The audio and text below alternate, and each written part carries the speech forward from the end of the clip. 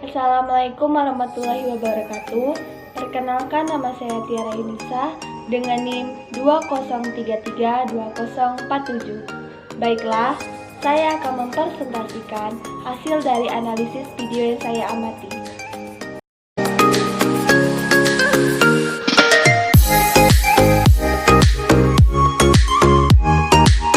Sebelum saya memasuki inti dari pembicaraan saya akan menjelaskan sedikit maksud dari strategi kewirausahaan tersebut, yaitu di mana strategi kewirausahaan menyangkut seluruh kekuatan perusahaan, mengklaim bahwa bisnis sebenarnya ada. Dalam strategi kewirausahaan yaitu yang pertama, pengelolaan usaha, mulai dari perencanaan. Satu hal yang tertulis adalah misi usaha, usulan, operasional, termasuk rincian strategi, dan peluang-peluang yang mungkin diraih. Market-market yang bisa dijadikan daerah kekuasaan, ini merupakan bagian-bagian yang harus masuk dalam olahan rencana usaha kita. Rencana pengelolaan usaha yang sudah ada di desain itu bisa dijadikan alat untuk mengajukan kebutuhan permodalan kita yang bersumber dari luar, ataupun dalam konsep membuat proposal berupa manajemen usaha, pemasaran, produksi atau operasional, dan yang terakhir keuangan perusahaan. Jadi, ini memang bisa dijadikan sebagai dasar dalam pengusulan proposal, karena bagaimanapun usaha kebutuhan modal harus jelas sumbernya, dan sumber-sumber permodalan itu akan bisa dituangkan dalam bentuk proposal agar bisa kita dapatkan.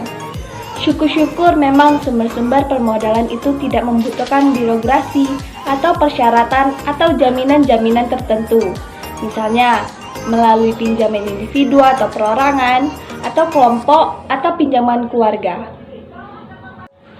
Tapi, kalau sudah berurusan dengan bank, mau tidak mau segala sesuatu yang sifatnya formil harus dipenuhi.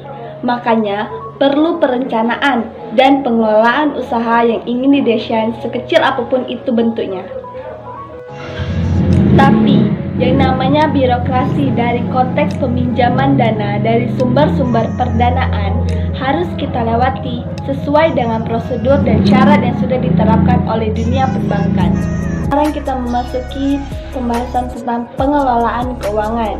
Jadi, memang disadari atau tidak, meski bukan menjadi satu-satunya sumber, bahwa ketika ingin membangun suatu usaha akan terpatahkan. Anda merasa tidak punya modal, karena modal itu diperlukan. Tapi ingat, tidak harus dari kocek sendiri. Ketika kreativitas, ketika pemikiran, ketika idenya banyak, dan itu bisa dituangkan dalam satu keaktivitasan yang sebenarnya dalam satu pergerakan usaha yang kita buat, kita tuangkan dalam desain yang terstruktur, maka sumber-sumber pendanaan bisa dicari, bahkan datang sendiri. Kalau memang perhitungannya jelas atau memang tujuannya jelas dan secara bisnis itu memang menguntungkan dan secara market itu sangat potensial. Jadi, tidak ada masalah, tidak ada problem. Jika tidak ada masalah, yang penting bagaimana menuangkan itu dalam rencana dan pengelolaan usaha yang tepat dan benar, dan punya market dan perjanjian bisnis yang jelas. Jadi, pengelolaan keuangan pada prinsipnya adalah bagaimana kita mengusahakan sumber-sumber dana yang memungkinkan, bagaimana pada akhirnya kita bisa memanfaatkan, bisa menggunakan dana-dana yang didapatkan, dan bagaimana pula kita bisa mengendalikan, dan pada akhirnya bisa mengembalikan. Proses dari sumber dana yang kita peroleh tadi, jadi dari mulai awal sampai akhir, sampai nilai bisnis dan keuntungannya terlihat. Jadi, jika kita ingin membangun suatu usaha, kita harus memiliki struktur keuangan yang jelas, konteks yang jelas, bagaimana pengelolaan atau manajemen yang harus kita desain dan kita manfaatkan terkait dengan keuangan ini. Ada 3 aspek yang harus kita yakini dan kita pahami dalam konsep manajemen keuangan. Yang pertama, sumber-sumber dana atau keuangan lembaga atau keuangan yang dijadikan sebagai modal utama dalam operasional usaha yang akan kita buat. Pertama disebut dana internal atau dana intern namanya, yaitu dari lembaga, dari perusahaan, dari kita sebagai pemilik usaha. Yang kedua, dana cadangan atau dana laba yang barangkali itu sifatnya ditahan. Jadi, jangan mentang-mentang memiliki laba atau cadangan, di awal itu sudah digunakan. Nama juga cadangan, berarti itu kondisi-kondisi tertentu yang memungkinkan dana-dana itu tidak kolaps. Kedua, disebut dana eksternal, itu dari pemilik atau penyertaan. Dan dana pinjaman atau dana bantuan pusat atau daerah yang bisa kita manfaatkan.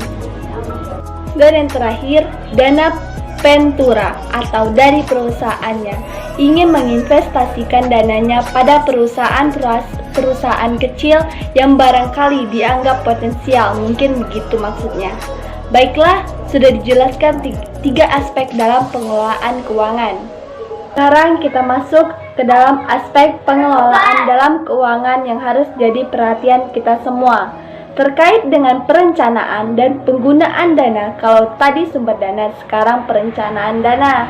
Yang pertama, biaya awal atau biaya permulaan.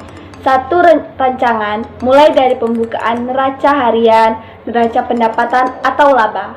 Yang kedua, BEP-nya, analisis. Ini penting menjadi pertimbangan kita untuk melihat kemungkinan yang terjadi akibat proses kita lakukan dalam masa periode tertentu. Yang ketiga atau yang terakhir, biaya sewa bangunan, biaya asuransi, dan sebagainya yang harus dikalkulasi sedetail mungkin, sejelimet mungkin, jangan ada yang di luar kendali sehingga menjadi masukan atau menjadi sumber yang di luar rencana. Sehingga apa ada kelalaian kita membuat pengeluaran menjadi besar, sementara itu tidak masuk dalam kategori perhitungan. Dan itulah adalah tiga hal dan kunci semuanya itu ada di persoalan pengawasan dan pengendalian dana. Terkait dengan pemasaran, minimal 5 harus menjadi pertimbangan kita untuk melihatnya. Yang pertama, kebutuhan dan keinginan konsumen. Yang kedua, kejelasan produk yang sesuai dengan kebutuhan konsumen. Yang ketiga, harga sesuai dengan area market dari konsumen yang ingin kita kejarkan. Misal, mahasiswa cenderung memang harga mahasiswa. Jika kawasan elit, ya silahkan harganya tinggi, tapi kualitasnya seperti apa? Jadi, akan menentukan di mana atau siapa target market dari konsumen dari kita kejar tadi.